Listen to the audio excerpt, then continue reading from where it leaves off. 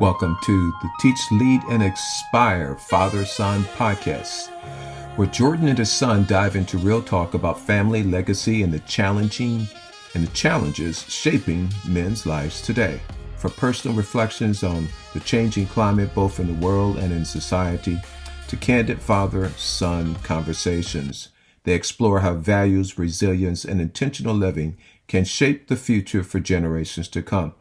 This episode isn't just about looking back, it's about building forward. With humor, honesty, and a few surprising tangents, the conversation lays the foundation for what it means to create a lasting legacy in health, wealth, and relationships. Join us in today's episode where Jordan speaks with his son candidly about personal finance issues and decisions like insurance, savings, and DIY projects. And matter of fact, see, when I was in my 30s and everything else, and a lot of people go through these different stages in their life. So you're fortunate with yourself, or a lot of some of the jobs and stuff I got, they were only, they always try to keep you below 32 hours so they didn't have to get the benefits. And I know a lot of people are in this situation that they work and they get a job, but they're going to keep you below 32 hours so that they don't have to give you the benefits, which means you don't have access, which means you either have to pay it for yourself. And a lot of times, I know back then, when it was just me caring about me, I didn't worry about insurance. I said, I'm too young, you know. Um, Right. you have to make your choice and priorities. But I mean, the one thing I learned really is about insurance. I am insurance to the max. And I'm insurance to the max from my personal experience was that it started when my mom died. So when my mom died by that aneurysm short, that was unexpected and everything else, and she had already divorced my dad, so they were already apart. She had no insurance except for a small $5,000 policy that was with her work, and that policy went to bury her. So there was nothing there to pass on. Just like when my dad died, but he was married, remarried, and everything else at the time. But virtually, there was nothing that was there to pass. No assets, none whatsoever. So, um, so for insurance and stuff with myself, I started realizing if I don't have money in the bank to pay for it, then the only way to replace that is that you got to have insurance. So as young and everything, I have to realize like when I was in the Marines and stuff, I had the SGLI. So I always took the max of my SGLI. So I had that insurance. But when I got out, I didn't have it. But when I was in reserves, I still had it. So that was the main reason to stand in reserves because I still had access to the SGLI and still had insurance that was covering me. Then when I got out, I didn't have it except for the jobs that I had that did have the benefits. Then I took the first thing I did was took the insurance. That's where I went to because I didn't have any savings. I mean, shoot, for the first, as you talking about for the first 40 years of working, most of the time was living paycheck to paycheck. I had good jobs, had the benefits and everything else, paycheck to paycheck. Virtually, that's what it was. It wasn't until after I turned 50 when things changed because I realized, well, you tried it your way those first 30 years and had to look back at myself as I was sipping on my Jack Daniels and I said, well, you better change some things up. So that's when I started to save out of every paycheck and put money in there, call it my what they call the Murphy's Law account. Because when stuff goes wrong, it will go wrong at the wrong time. And so I Definitely. started saving, definitely. So I started having money. I realized if I got it in my hand, it was going to be less likely that I was going to put it in a savings account. So I realized that I needed to have it taken out Mhm. before I got it. I know when I was active duty, I loved the allotment system. I would do the allotment out and force myself to save back then. That was the only way to do it. Right. And I love it because you get in the habit of not having it and it starts to accrue and the whole rule, you just leave it there. You don't touch it except for emergencies. So that was a valuable lesson there was always pay myself first. I remember when I first started, and I actually went to school in financial planning school. And that's what we used to tell our clients. But I didn't follow that example that I learned until later in life. Boy, big difference. I'd be a millionaire if I had done that when I was in my 30s or 20s. Take 10% of everything. Yeah. 10%. Yeah, definitely. I would be a millionaire. You and me both. Yeah. So learn that lesson and stuff. So, um, but you have to go through that stuff. And so I'm sharing it, making sure that you're always safe. And when you have insurance, when you don't have the savings. So when I bought my first house, contingent part of that was that it was the FHA loans, which meant I had to have more of a deposit in order to get into the house. But then they also have their mortgage lending, so it costs me more every month because of PPI insurance. But then I also it came with a house warranty. So as part of the house, there was a house warranty that was like $600-700. So what I did was I continued that house warranty when I had the house, and that kind of protected me as a buffer against major things. So that way, if the AC went out, or the water heater went out, or something major, appliances stuff, I was covered. I only had to pay $75 and covered the rest. Smart thing I did there. Other thing I learned was about taking care of my car. If I got a car, the best thing is not having a new car, buying a used car, let somebody else pay for the depreciation, but for you to maintain that car. So Right. that means, going in and getting your oil changes and getting all that stuff proactive. I know you got your bike, so you do all your maintenance and stuff on your bike. So you do maintenance on your cars yourself, or how do you do that? Uh, I don't own my truck only because it's my pickup truck. Hmm. And it's not as easy for me to mess with just because it's lifted. Yeah, So, but I have done my own maintenance on my vehicles in the past. I've changed brakes, I've done oil, I've done tire rods, I've done some of everything. It's just that as I've gotten older, I'm like, yeah, I'm just tired of turning wrenches at this right. point for Yeah, certain things. That's why I went with the bikes because I can still do, all my own maintenance. It's just on a smaller scale. So like, I could do my own oil changes, you know what I'm saying? I can fix my gears if I needed to on my clutch and stuff like that. So I'm thankful that I can do things of that nature to yeah, save money when I need to. yeah. I know that at CBC they didn't have like an auto mechanic course or a let's say like a what was it, the wood burning, not wood burning, what do you call it? Woodworking. Like, yeah, like a woodworking or wood shop, Yeah. class where you can make cabinets or anything else. I didn't have that at CBC. We had Anything. automotive classes, we had woodworking classes or wood shop. I also took plastics and I learned about epoxies and stuff like that. So we definitely had the opportunity to have different kinds of Yeah. classes growing up. And They some of don't those have it. classes, yeah, it's important for us to have some of those classes. I mean, really is. To us, if you can do it yourself, then fine.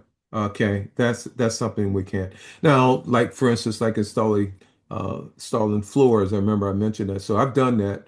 I can do it. I mean, I'm sorry, wait a minute. Let me correct myself. So I used to be able to do it, and I've done that. But I remember now how my body felt after Oh I yeah, tried to install that stuff on my hands and knees. I used Uh, to install carpet. huh? Uh, I had some time where freaking I was installing carpet for this apartment complex. oh, So yeah, so I've done carpet laying, I've done demolition, I've done roofing, I've done siding, I've done windows, gutters, mhm. bathroom inserts.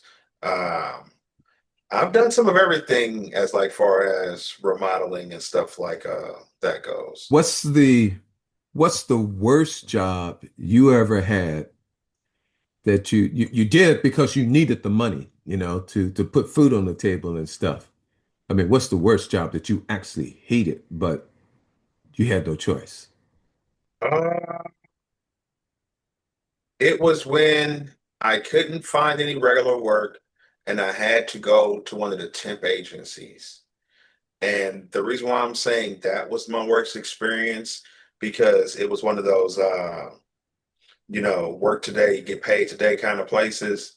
And you really don't have a choice on where they send you. You just get there that Yeah, morning, you know what I'm saying? You tell them you're ready to work and they send you wherever they want to. And nine times out of 10, it's either going to be some kind of cleanup, construction work where like, you know what I'm saying? You're just a gopher right. or some kind of manual labor or warehouse work.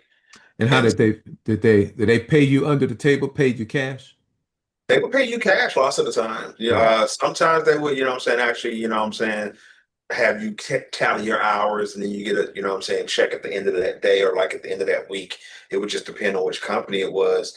But it was just horrible because the number one, there's no consistency in what you're doing. And you're literally at the beck and call of these people because you could get out there and show up and all of a sudden they realize, oh, we don't need as many of you as we thought, and they cut you loose.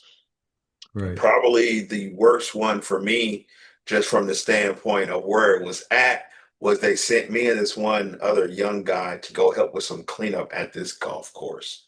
And that was such an experience as well for obvious reasons. Because, they're freaking looking at me like, what you doing here? Yeah. Oh. Wait a minute. What state was that? Oh man, where were we at? It had to be somewhere in the South. I think we were in Huh? I think that was at I think that was Virginia. Virginia. Okay. I think we Virginia. were in Virginia at Fort Lee. Fort Okay. Lee. This is when I was and I became a civilian. And you know what I'm saying? I was officially a dependent because the wife was still in. And so, you know me, I still gotta, you know what I'm saying, pull my weight and pull my keep. I still gotta go to work. But it was very difficult being a dependent to find and keep steady work because in a couple of years you're gonna be gone again somewhere else. Right.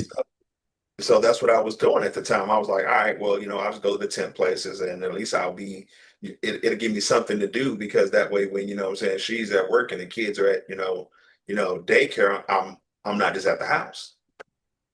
That's a very important thing that you mentioned there about military spouses, especially mainly mainly military spouses of enlisted men. Always were trying to look for a job. But you're right. The problem is if unless you're working a civil service job, and that's probably the best way. If you get a civil service job, and then when you rotate, then you're able to Might be probably able to track, rotate maybe. and get another civil service job because you have already gotten qualified for that expertise. But if the regular job, you're right, people and employers are hesitant because there is a investment in time and money and for its training, and they want people to stay, and then all of a sudden you're gone. So you're right, then you're screwed. And I guess for military wise, it's kind of important. I would think now I'm thinking about going. I mean, thinking back now, I said, God, the smart thing would have been for a military wife was to have a little side business, something they can do, which a lot of them may have on the internet, which means it didn't make a difference where you were at. You could still continue earning money, Why do you even if think, you're in Korea, Germany, overseas, or anywhere. why do you think you have so many military spouses that are women that normally end up doing either Mary Kay or Avon? Aha. Okay. Yeah, that would make sense. That's Yeah. why. And that's something. Oh, yeah. So Mary Kay or Avon, because they're all women, they're all using the makeup. And so they just sharing it when the other one looks at their face and stuff, and then they share it. That's right. That's right. So those type of businesses are actually good. As a matter of fact, that would be a great business to do to keep it on as the years and stuff. Very easy to continue no matter where they're at. That's a good point. All right, military wives, you're hearing that, right? Go to Avon and Mary Kay. No, don't do that. Okay.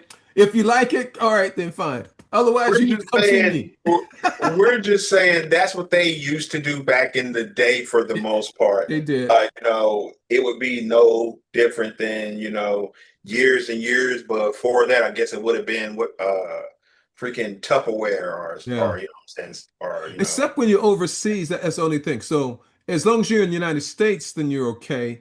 Because when you see, if you were doing it individual back in the old day and everything else, they were normally like face to face, and the person was in the United States so they can get the deliveries. I mean, in the very beginning, they were getting stuff that was promised. See, with Avon and Mary Kay, the stuff was being shipped to you, and you needed to deliver it to that individual. Then, if you went overseas, then that was a problem. That was a problem because but then over time, I think they changed their models where you're right now that all you got to do is give them a link to a website. They just order their stuff on their own. They get the stuff delivered to them, and it's fine. You could continue that. If you're not an international company, then you're still restricted for servicing your American customers, but you can't get no new customers because the company don't ship to like where you at. So if you're in Japan or Korea, they so don't you do that. hope you have built a good book of business before you left. Yeah. So now going back to remember the cousin GW that died earlier this year. So he was a civil servant, and him and his wife, she was a nurse, and they both loved to travel. And that's why he got involved into to the Amway. He wanted a business. Really, that's what it was. He wanted the business, and he didn't want to go into debt. The thousands of dollars like a student loan, like maybe like every day right now since I've been retired and since I have my LLC, I'm constantly getting communications, emails, and stuff about getting a small business loan. So now I used to say, well, wait a minute, I'm a male, but I'm a minority, then I can go ahead and get it. But now, since they want to wipe out the DEI, I don't know if I qualify for that. But I am a veteran, and they do have small business loans that are out there. And that is one opportunity, I guess, one way to do that. They've been constantly giving me things about, asking me about it. And I've been thinking, I said, but on the other hand, I guess if I do get it and put it up under the business, up under the corporate structure, if the business don't work, then you could sue and bankrupt out the corporation. So I have an LLC, and the LLC it works the same as a sole proprietor. So in one form they look at me as a corporation, and the other form they look at me as an individual with assets. So it doesn't necessarily work that way. So, but I do have the ability to do it. But I've decided I want to try to create it semblance of a debt free. I know it's taking money to build things. Um, I just recently, since we spoke, uh, drafted up a new book. So normally, the way I drafted the books, the very first book I did by writing it all on my own and editing it all on my own. And this is before pre-AI and anything. And this is before the pandemic, and that's how I did it. And after I did that the first time, but then when I was having people read it, there were errors. Then I realized that if I really wanted to do the books, I needed to have more professionalism in it. So I needed to have it edited, not just my eyes. And so that's when I started doing ghost writers and using the urban writers. And that's why that course thing I gave you, it goes over about the book business I started using, but it's not cheap. So for doing a book, it was about 1,600 to $3,000 to have the book done, but you have a finished product and it is deductible, that amount. So it is a business write-off. That's why I was like, if it's a business write-off, I'm okay because guess what? I'm creating business losses legally and it was offsetting my income. So that's why as a teacher when I was making six figures, but I had my small business, but I also had 15, $20,000 in business losses legitimately because I put them into the business, and that's what I'm doing.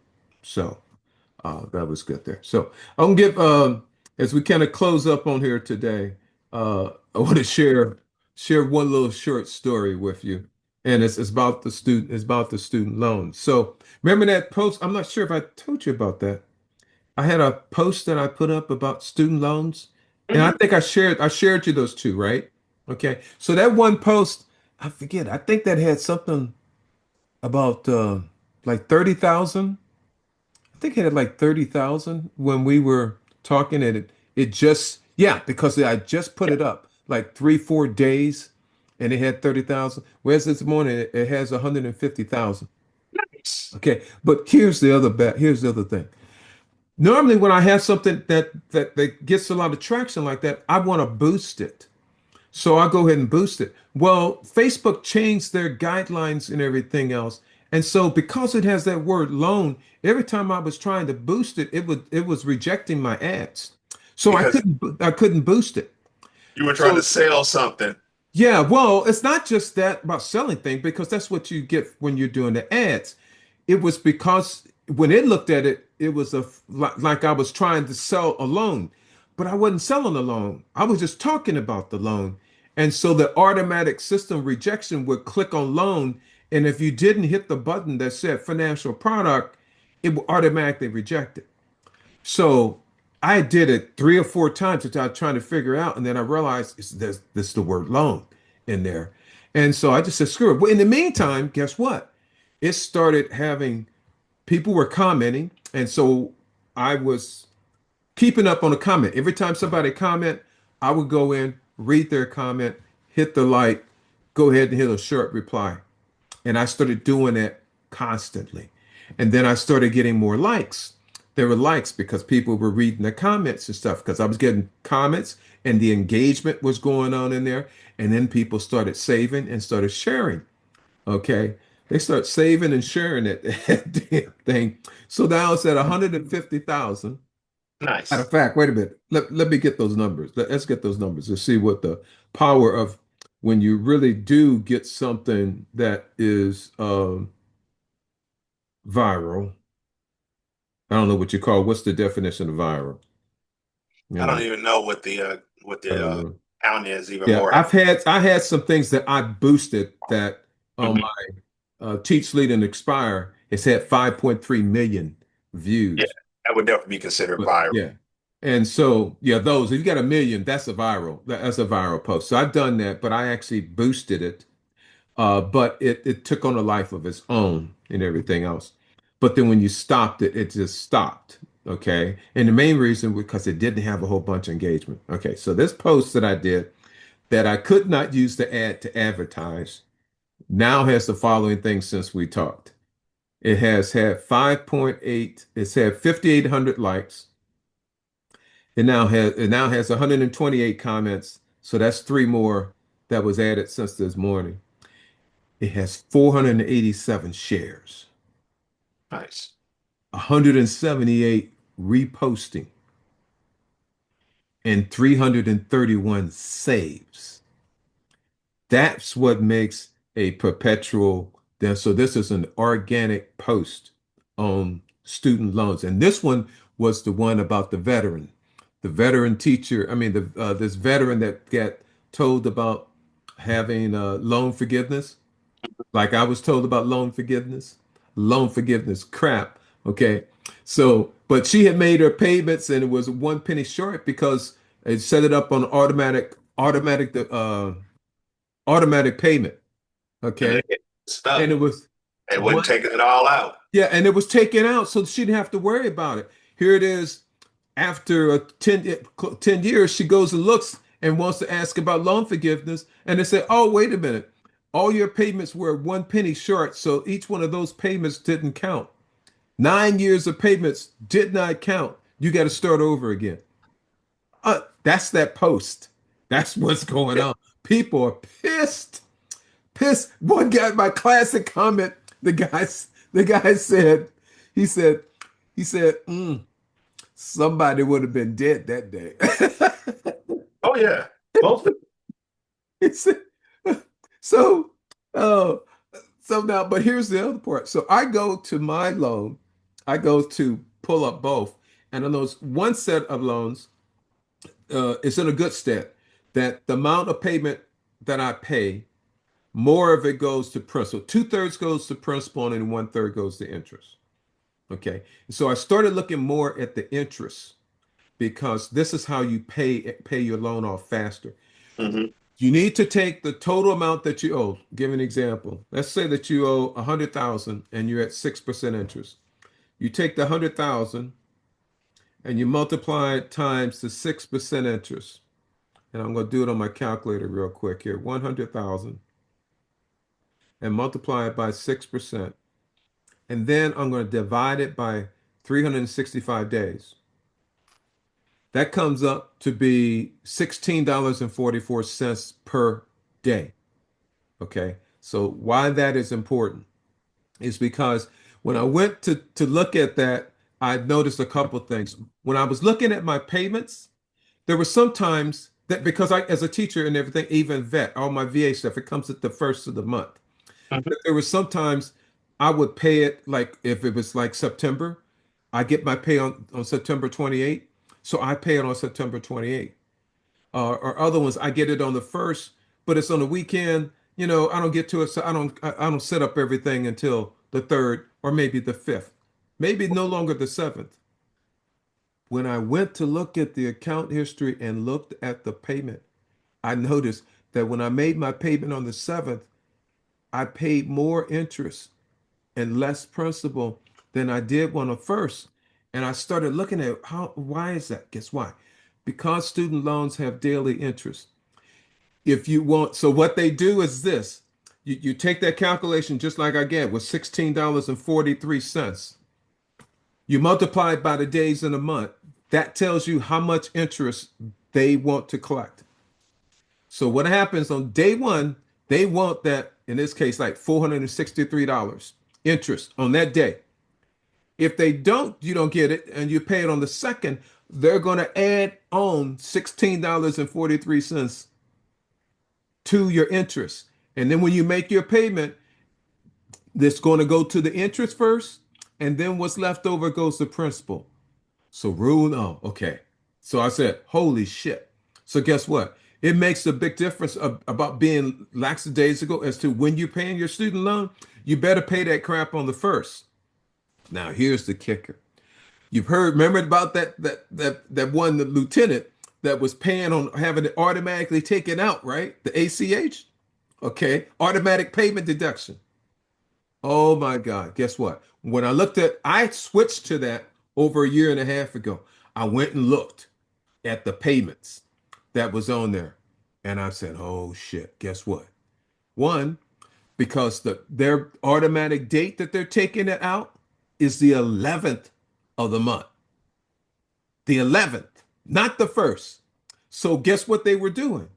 Since it's going out on the 11th, they're attacking on that $16.43 a day for 10 days and added it on top of that.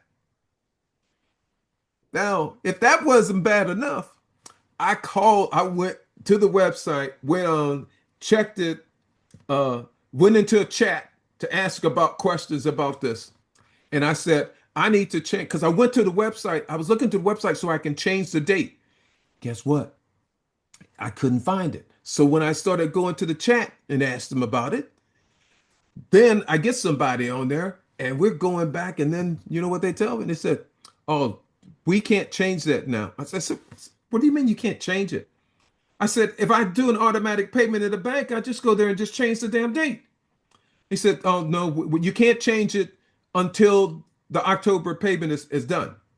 I said, you're telling me that you can't change it until the Mhm. October payment is done first?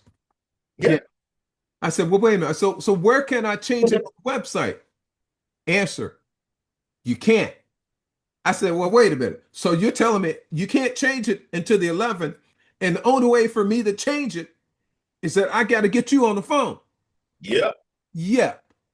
I went off, and then I started asking questions about the interest. The girl, uh, she pissed me off in the chat. I said, screw this. I would have talked to a supervisor. Disconnected to that, got onto the phone, called in, and as soon as I got on the phone, I said, I want to talk to a supervisor. Started speaking to a supervisor, and I started talking about the interest. I said, hey, I want to know, does it make a difference on having my payment come out on the 11th over the 1st because of the interest? Because the interest is changing. The woman says, she says, the interest ain't changing. I said, you need to pull up my account here. I'm looking at the damn numbers. She said, no, the interest ain't changing. You know what? The girl was talking about your interest rate on your loan, which correct, does not change.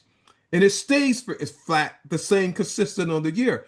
I'm talking about the amount of interest that's coming out of each one of my payments. Two different things.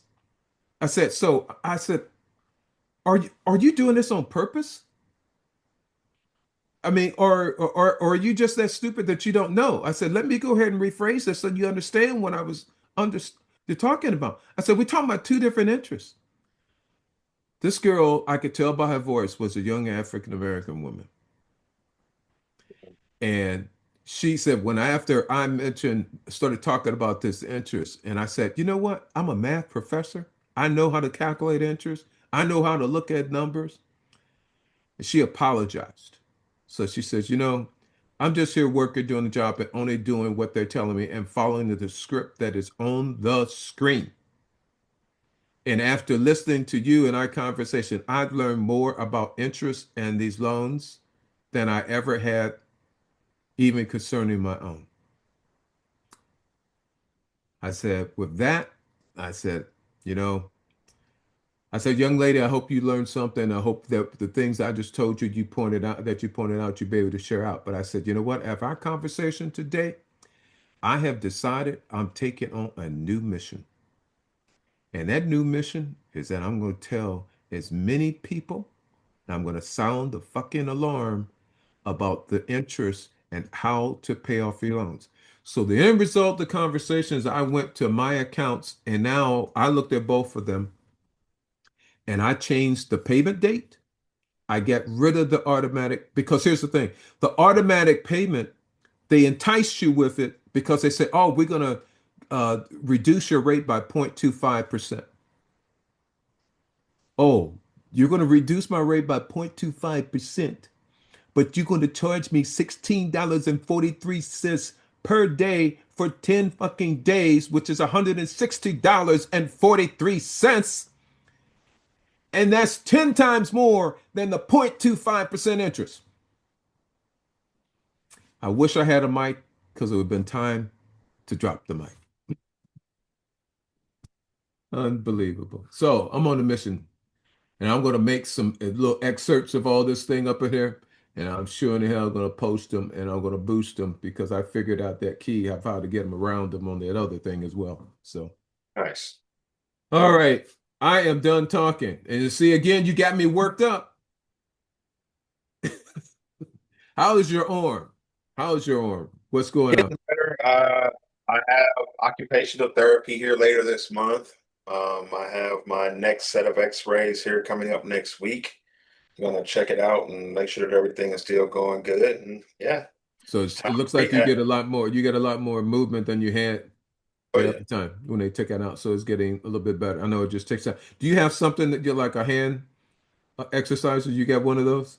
I just found my little hand Yeah, grip, yeah, and so yeah, I just have it turned down to the lowest setting now, yeah. so then I can So you can just do a little start. bit. Yeah, a little So bit. I can All right. start trying to get some squeeze action in.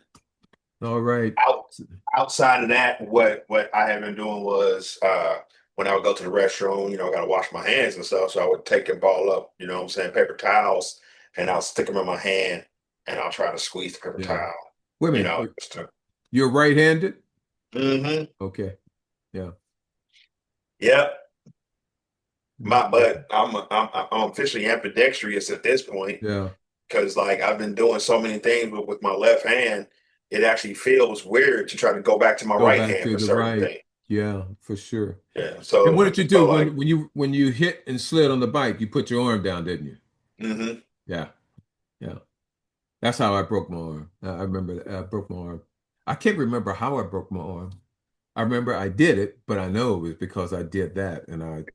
Oh, I know what it was. There was an old trailer that was out in a park that they were doing construction, and the trailer, it had a lever on it that would allow it to go up.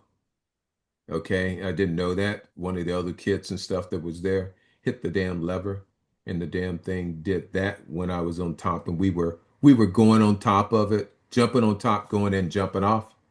Yeah. Okay, and I wind up going in, and the kid pulled the fucking lever, and the thing went up when I was at the top. Then I fell off, pushing my arm down, trying to do the Heisman. It didn't work. Okay, son. This is another wrap. I think this is Another one, another one, yes. another one. Got another one done. All right. Love you. Give my best You too, to the Dad. kids and everybody. Okie dokie. All right. And someday I'll hook up with Misty so she can give me a haircut. All right, Dad. All Love right. you. Love you. All right. Talk to you later. You have been listening to Teach, Lead, and Inspire. Thank you for listening. And remember to get your Lifeline screening. An ounce of prevention is better than waiting for the sure thing to hit you in your face at the wrong time. This episode, it wasn't just about looking back. It was about building forward with humor, honesty, and a few surprising tangents. The conversations always lays the foundation for what it means to create a lasting legacy in health, wealth, and relationship. So if you have student loans, I would pull up your account history to take a close look at your interest payments. Until next time, this is Dr. Smith.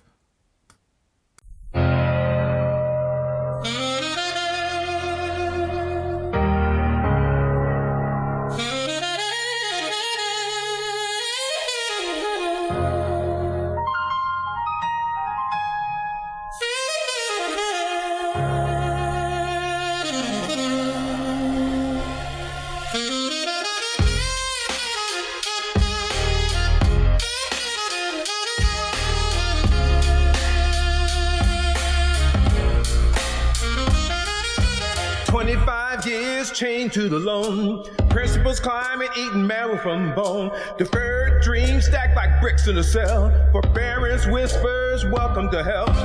Interest of feast, this a feast of famine. Guard at the core, your savings abandoned. Subsidized saving, all just a pause. While the principal grows with predatory claws. They say it's the key to the sky, but they never teach you how to fly. Why buy a lock just to lose the key? Why trade you for a debt decree? Public service, they call it grace, but it's a lifetime race, a paper chase. The student loan trap, no cap collapse, compare interest so the balance snaps. Subsidized lines, the wait don't fade. 25 years, the debt parade.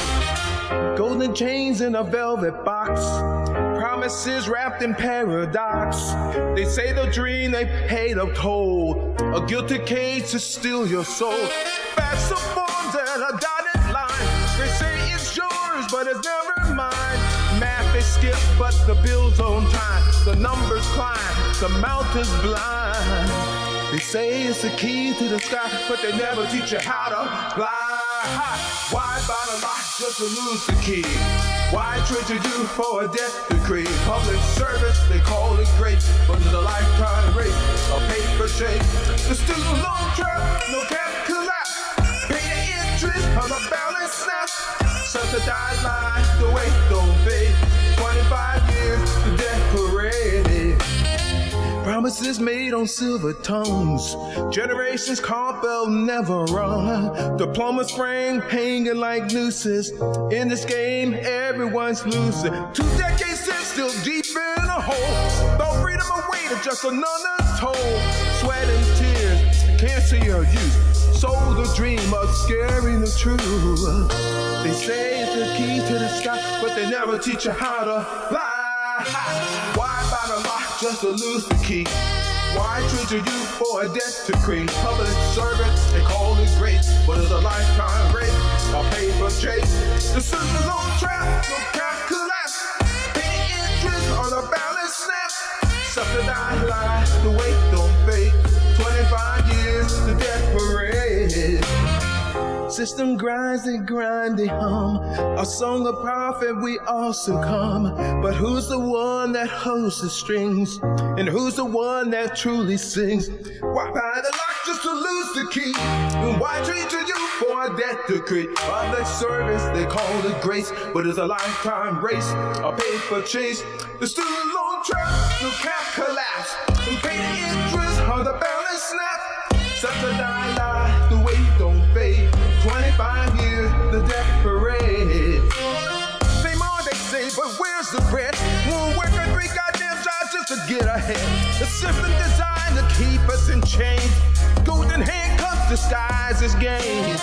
2 decades in, still deep in the hole. Thought freedom awaited just another toll. Sweat and tears, a currency of you. Sold a dream of scaring the truth.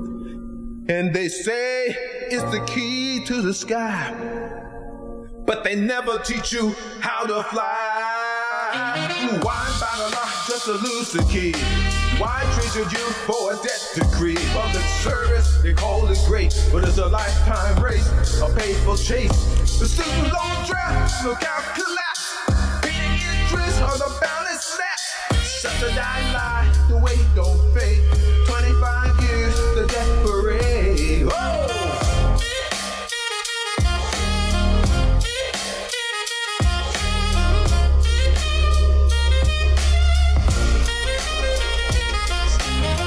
System gears, they grind, they hum. A soul of profit, we all succumb. But who's the one that holds the strings? And who's the one that truly sings?